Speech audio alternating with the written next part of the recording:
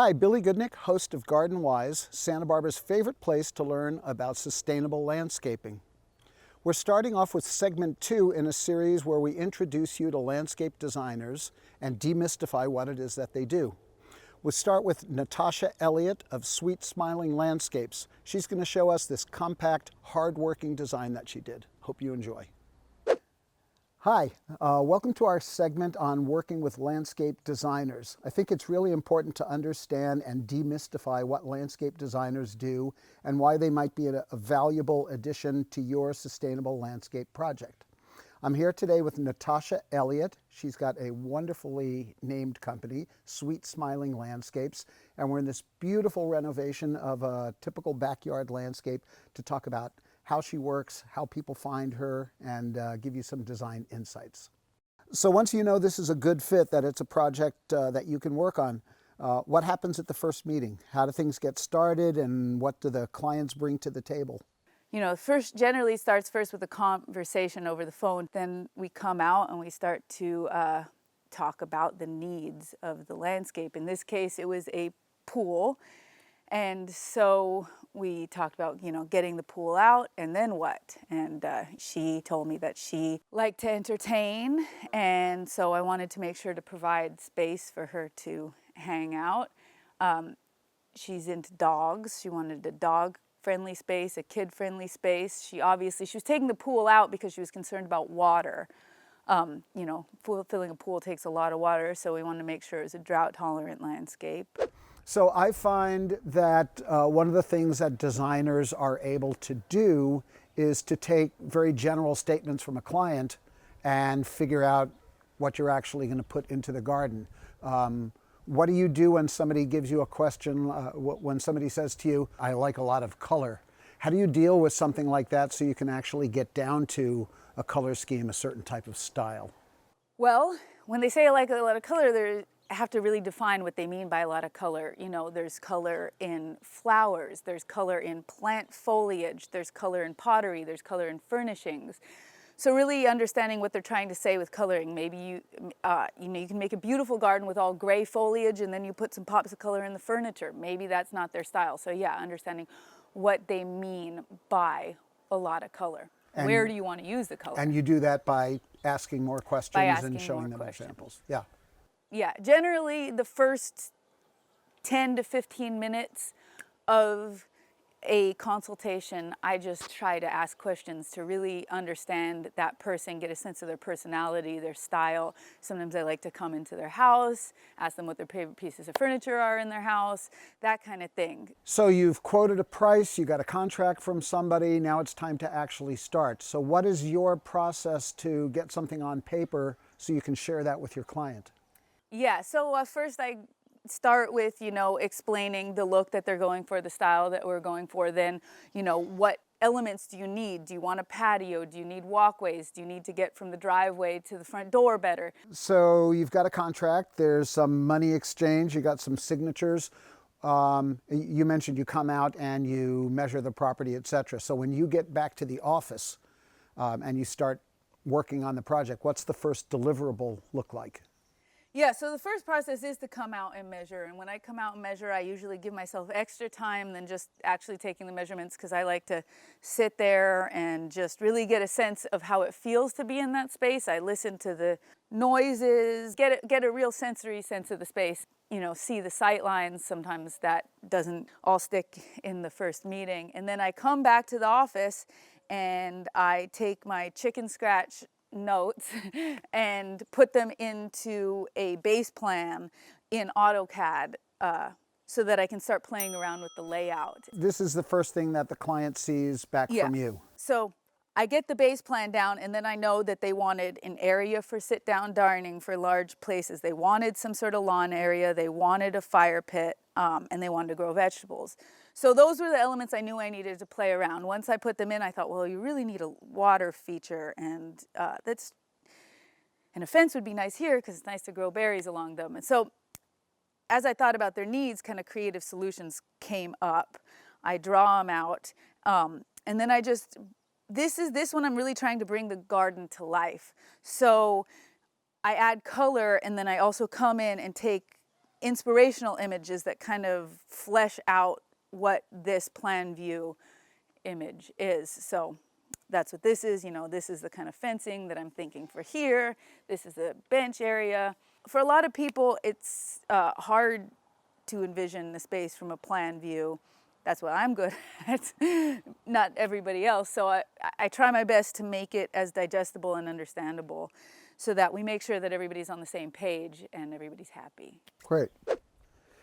Well, I think it's a beautiful, contemporary, really crisp looking garden. Could you explain what the different spaces are and what they do? Yeah, so as I mentioned before, this was originally a swimming pool. So once they took out the swimming pool, we were left with pretty much a blank slate, which gave a lot of opportunity. And it's a decent sized yard, it's not huge. And so I really just envisioned like one giant living room. And, you know, living room needs to feel cozy. And so wanted to put the trees there to provide shade. And my idea was almost that it gives you a big hug. So one thing I really like that you did here in your practice, and I guess you do it as clients are willing, is you not only dealt with the macro here, how the spaces are used and the construction material, but you also had a hand in accessorizing. So talk a little about that and also follow up. What happens after the job is done? Yeah, so start with thinking about hardscape layout and where the planter beds are going to go, and then as you go it gets refined, and eventually you end up wanting to accessorize, and I love having a hand in that. I think coming in and doing pots are always a good idea. Almost every landscape needs a few nice pieces of pottery, and so coming in and selecting the right pottery and the plants to go in them is adds just an extra touch and is a really fun opportunity to play with color and texture. Well, the thing that I like here is in the rest of the garden you used kind of a broad brush approach to planting, but the nice thing here is you get to sit here and see the complexity of these things. You get to see them up close. So, and once the garden's installed, is that it? You wave goodbye and cash the check, or what's the rest of the life of the project? No, I mean, when you're creating a landscape, you're creating a living, breathing, ecological system, and sometimes that needs a little maintenance to make sure it's on the right track. So I always like to come back, check in, help provide maintenance guidance, and then, you know, because they're plants and they grow, light changes, things get too big, you know, over the course of a garden, every 5 to 10 years, it's a good idea to come in and do a little bit of a revamp. Yeah, well, one saying I heard is that a garden is a process, not a product. So it's never done, and like you say, shade happens. Yeah, or sometimes I like to think of it as designing in 4 dimensions, and the 4th dimension is time. Exactly. That's a huge element, both with like staggering flowering times, you know, if something's deciduous, and then also just thinking about the longevity of the process. And I always try to design for longevity, but you know, some plants have longer lifespans than the others, some don't, so there's always changes that need to happen. This has been great. I love the garden, love your plant choices, love hearing about your process. Thank you so much. Yeah, thank you. As Natasha told us, a garden is a process, not a product. It's always evolving. So now we're going to travel to the foothills to the Santa Barbara Botanic Garden. That was quick. We're going to learn about microclimates and how an understanding of microclimates will help you choose the right plant for the right place. Santa Barbara is home to a variety of native plants that are adapted to our semi-arid Mediterranean climate. The Santa Barbara Botanic Garden grows and conserves these vital parts of the ecosystem. Since its creation in 1926, it has worked to study and conserve California's habitats through gardening and horticultural research of native plants. The garden's 78 acres showcase California's plant diversity and demonstrate the concept of microclimates. There's kind of the bigger climate that we all live here in Santa Barbara, where we have our warm, dry summers, pretty mild winters, but when you start looking at a site on a smaller scale, you'll start to notice that there's a warm side of a building or a cooler side of a building, looking at light. So when you're looking at a microclimate, you really want to think about what does a plant need. Plants need light and plants need water. So how are those things impacted on the site you're looking at? Growing plants at home depends on microclimates in individual yards. Microclimates are small areas affected by variations in confined natural spaces of an ecosystem within a larger climate. The conditions vary around houses depending on soil, biotic, and abiotic features, irrigation levels, mulch, trees, sunlight exposure, and patios also all impact microclimates. It's pretty easy for a homeowner to start assessing their microclimate and figuring out what they have going on in their yard. You just want to go out multiple times through a day, go out multiple times through a week, through a month, and just pay attention. We really love native plants because they are actually adapted to live in this very microclimate, making them a very natural and easy to grow choice for any homeowner. We have those plants available at the Santa Barbara Botanic Garden all year round, along with the knowledge and how to care for those plants and how to make the selection for whatever microclimate should occur at your own home. The Botanic Garden provides resources for educating and promoting individual conservation efforts in our own backyards. Anyone can visit the garden and learn about growing native plants. The Waterwise Home Garden is a great place to get inspiration. So we're here in our Waterwise home demonstration garden because we wanted to really showcase that gardening with native plants is easy and that native plants can do all kinds of things. So here at the home demonstration garden we have a lot of different little microclimates that can showcase how these plants can be used for shade, they can be used in hot, dry locations, and it's a great place to learn about how to grow for plants and how to care for plants. The Botanic Garden can aid with gardening by visiting in person, or they also have numerous online resources. California native plants are drought resistant and easy to care for while also contributing to habitat conservation. The purpose of the garden's conservation mission is to benefit the health and well-being of the planet. Learning how to use native plants in your landscape aids in the preservation of California's ecological resources. With native plants, fall is really the best planting time, so we recommend starting to plant anytime between the end of September and then into the winter time to make use of the natural rainfall that will occur and to follow the natural rhythm of these plants that are adapted for the specific ecosystem and microclimate. For more information, visit the Botanic Garden website at sbbg.org for tips on planting California natives, along with virtual tours and classes. So come visit the Botanic Garden either in person or check them out online at sbbg.org. They offer classes, educational material, and some beautiful pictures. Trees, wonderful things, but it's important to care for them properly. It's more than just hiring somebody with a chainsaw and a truck. So let's talk to a certified arborist and learn more about the proper care of trees. Trees help keep our air clean, release oxygen, and cool the environment. In many ways, trees take care of us. But who is helping to take care of the trees? An arborist is a tree specialist, somebody hopefully who is educated, trained, and has experience in the care of trees, understanding the anatomy and physiology, how they grow, understanding identification, how trees interact in the soil, what kind of water needs they have. In the Dr. Seuss movie, The Lorax, it is said, "I speak for the trees have no tongues." In a way, arborists speak for their needs, helping to keep these vital community resources healthy. We often take trees for granted, and there's basic parts of a tree. We have leaves, we have roots, and we have stems. You need to understand basics. And leaves collect the carbon dioxide and produce the oxygen. And in that process called photosynthesis, they produce food for themselves to grow. So maintaining a healthy canopy of leaves is critical for the tree to maintain adequate fuel to function. And while it's doing that, it's also providing the benefits of shade and cooling the atmosphere and cleaning the air. The roots absorb water and minerals, and also they provide a benefit where they reduce erosion. And if you need to understand that trees need roots to absorb the water And if you cut a lot of roots or don't have a healthy root system, you're likely to have a decline in the tree. And then of course the stems are all the woody parts that are between the roots and the leaves, and they contain the transport system for food and water, water moving up from the roots and food moving down from the leaves back down to the roots.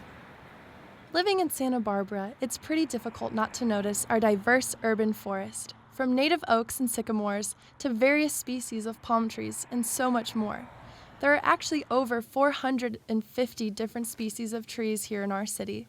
Not only are the different varieties of trees beautiful, but they also serve a special preventative purpose that benefits us all.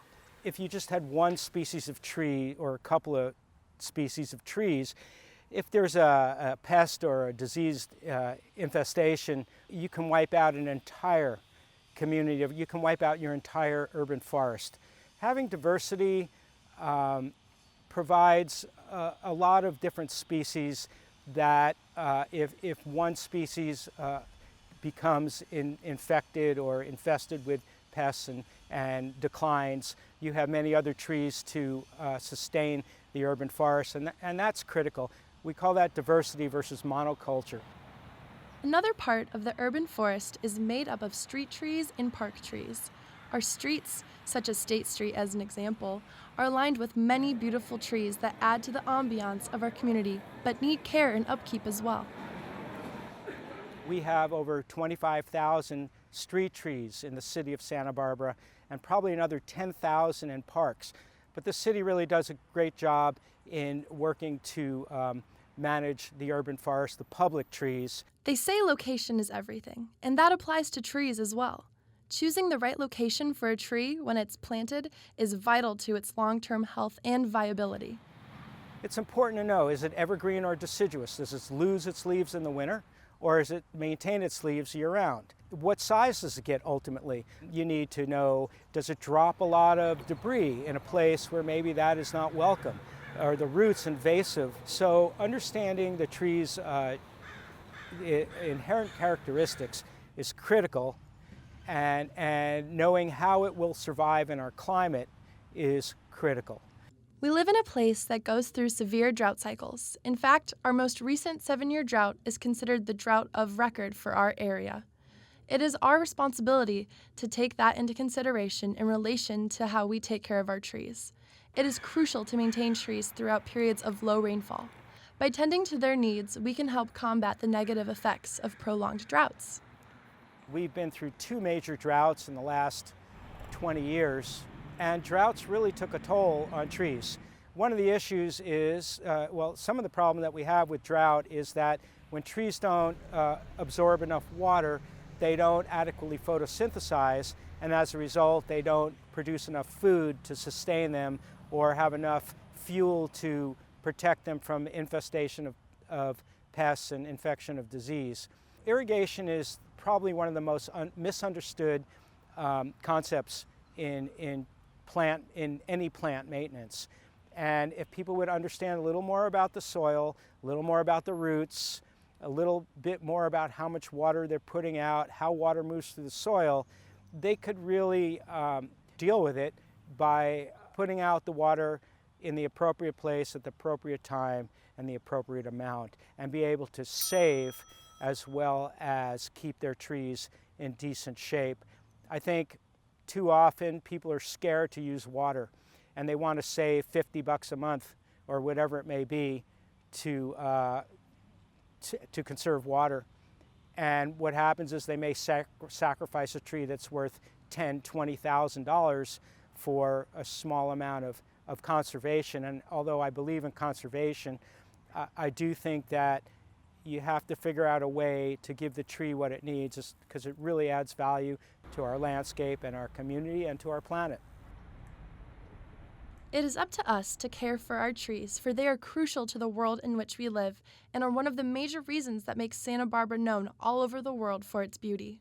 By understanding the needs of trees to maintain them, we will not only help the trees, but help ourselves. For it is the true nature of things, if we rightly consider, every green tree is far more glorious than if it were made of gold and silver. I just want to take this moment to recognize a great arborist who recently passed away. Peter Wynn owned a company called West Tree. Unfortunately, we lost a great man. I've known him for probably over 40 years, and it's really sad that he's gone. But this segment here that I'm doing with you today is dedicated to him. That was some great information from Bill Spiewak, and be sure to visit his website, santabarbaraarborist.com. When I think about ornamental grasses and using them in my designs, I get a little bit weak in the knees. There's just something about them. So when we were planning this episode, we said, let's do a top 10 list. So we went to Seaside Gardens, looked at all the grasses, and as you'll soon find out, I don't really count very well. I was hiding behind the grasses. Speaking of grasses, for years we've been telling you to murder your lawn, kill your grass, put something else in, go low water. Well, there are exceptions, and those are ornamental grasses like this beautiful miscanthus I'm standing next to. Grasses add so much life to the garden. They've got this vertical accent that a lot of other plants we use don't have. They have a variety of foliage colors, from variegated forms to dark reds. And the other thing that's wonderful is they're animated. The slightest breeze starts them moving in the garden. They bring life to the garden. And they also attract pollinators and beneficial insects and lots of stuff that we want in our garden. So let's have a little tour. We'll try to create a top 10 list and see if there's anything you want to put in your own garden. The reason I love coming to Seaside Gardens here in Carpinteria is that there's just such a beautiful range of plants, and we've got a great combination here.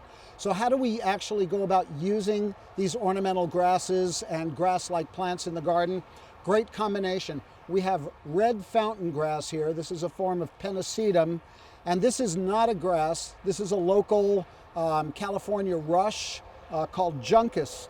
And what's going on right here is we've got tremendous amount of contrast, even though they're both grassy types of plants. Obviously, the dark foliage color, the form of the flowers on this gives us a nice kind of somber background, and the fine textured leaves of the Juncus, a little bit gray, a little bit green, create a beautiful contrast. So even if there weren't flowers, it's important to create contrast in the garden year-round. Flowers are fleeting, and they're not always putting on a big show. So having something stable like this in the garden is a real boon.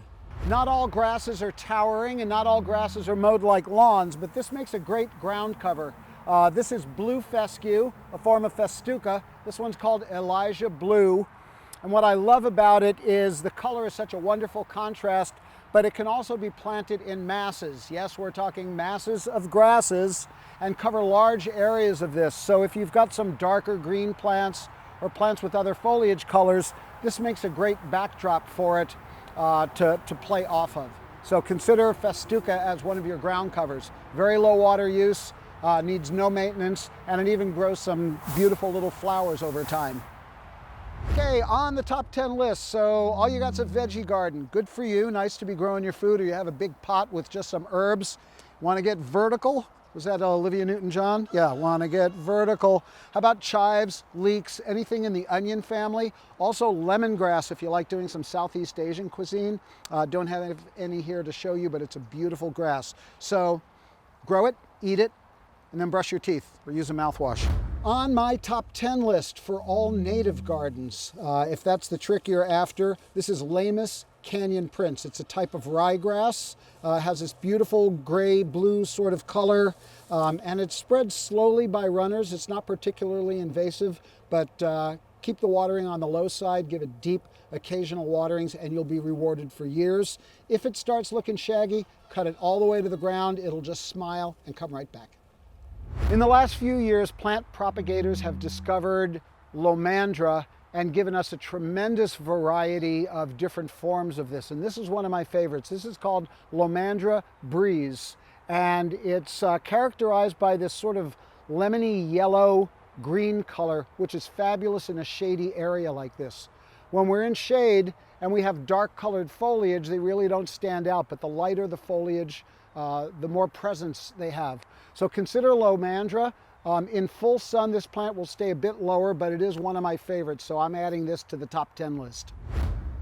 Not a grass, but definitely grass-like. This is one of dozens of New Zealand flax. This dark purple one is going to get quite a bit bigger, but it gives us a nice tropical effect. I've used them in Mediterranean-style gardens.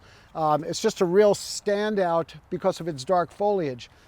Extra special treat, combine it with something that's a bright yellow-green and you get fabulous contrast. This grass is indispensable in any garden. If you're running out of the house and you forgot to put on makeup and you realize your eyebrows don't look very good, this is perfect. Looks like you got a caterpillar on each eye. This is a California native. It's called Bouteloua and it's got the cutest name. It's called Blonde Ambition. It's not real showy as the grass itself. The foliage just kind of fills in the garden, but when these flowers come in summer and they persist for months, it's just a wonderful little bit of animation in the garden. And when you get a little bit of breeze, like that, they put on a wonderful show. More grassy plants, great for narrow beds when you want to have a little bit of flair in a small space. I've got this in my garden right now, grows about knee-high, maybe a tiny bit higher than that, has some beautiful little blue flowers on it, and sometimes you're rewarded with these shiny little blueberries. But this is Dianella Cassa Blue, spelled with 2 S's, Cassa Blue, and this is another Dianella, a variegated form, which I really like to use underneath partially shaded areas, just because it's animated, the variegation wakes up the spot. Add it to your top 10 list. There are beautiful, wonderful fountain grasses you should invite into your garden, and there's a few that you should not. Just to beware, driving down Foothill, Cathedral Oaks, and a lot of other neighborhoods, you'll see a green-leafed relative of this with a similar flower, not as purple, and going up San Marcos Pass, and they have become a weed and a pest. So please, if that's showing up in your garden, get rid of it, cut the flowers off, and be prepared for a few years of battling it because it'll continue to reseed. But it's a menace. On a happier note, we have Pennisetum Eaton Canyon.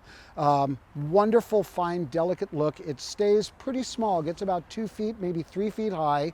Flowers in the summertime. One caution with this and many of the other fountain grasses is you want to cut them all the way to the ground when they start looking really shabby. The reason for that is this foliage will go brown, and next year the new foliage is going to try to come up through it, so you're going to have a mix of dead leaves and beautiful purple leaves. So do yourself a favor, slash it to the ground. It's kind of fun to do.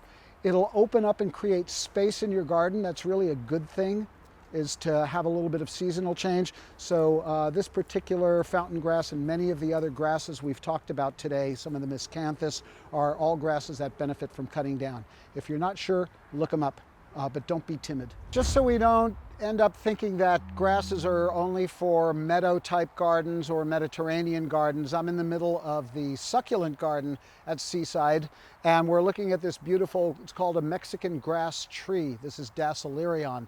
So if you like the idea of having grassy, grass-like plants in your garden, this is the one for you. They gradually get a nice long trunk, but for quite a few years they'll just stay low with this beautiful little explosion. It's like fireworks in the garden. Very, very popular plant from South Africa. Again, not a grass, this is Cape Rush. This is the smallest version of it. This is called Chondropetalum El Campo. There are others. There's one called Elephantium, I think it is, that gets about as tall as me. So be sure if you like this plant and you want to have it in your garden, make sure you really understand its mature size. Every plant grows up to a certain size and we really can't stop that. This is not a plant that wants to be pruned, so pick your battles, as we say, but it's a beautiful plant. What I love about it most is it's got these little brown bands along the joints of the plant, which just add this wonderful warmth to it. Shady areas, Asian-style gardens, some morning sun, no afternoon heat, and you'll be able to keep these a little on the dry side. Not particularly drought tolerant, but they're not that fussy. This is a plant called Liriope. That's what I call it. Other people call it Liriope. This is a beautiful form with a variegated yellowish foliage, and you notice the little purple flower. This is common on all forms of Liriope. This is another called Silver Dragon, also flowering, narrower leaf and a light amount of variegation. And if you're familiar with an old standby called Mondo grass, that's also in the same family group as these. But these are very nice effect, and they do spread moderately. They're not invasive. Just keep the soil cultivated around them, and a few plants will fill in a bed in a little bit of time. So we just looked at that big fat Phormium with the dark purple leaves. These are a few others that work in much smaller places. One of them is Tom Thumb, the other one is Jester. They don't get as big. They're very comfortable in pots for years. And then there's another very similar to them. You wouldn't know they were different plants, but they're not at all related. These are Cordylines, and they're related to your Dracaena houseplants, also in multiple colors, and very happy in a small pot or a small garden bed for a long period of time. So give these a try.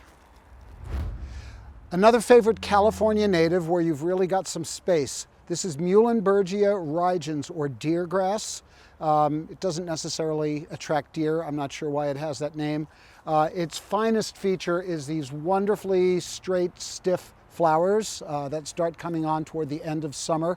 But eventually this plant will get, about chest high and benefits from being cut completely to the ground. A little extra water is fine, but they'll get by with summer dry. They'll just show their dryness a little bit. But Muhlenbergia is a great plant and really great habitat.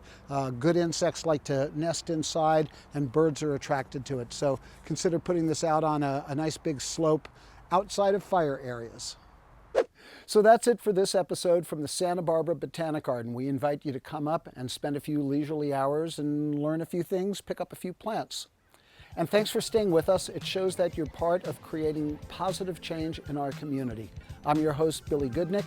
Stay water-wise, Santa Barbara County.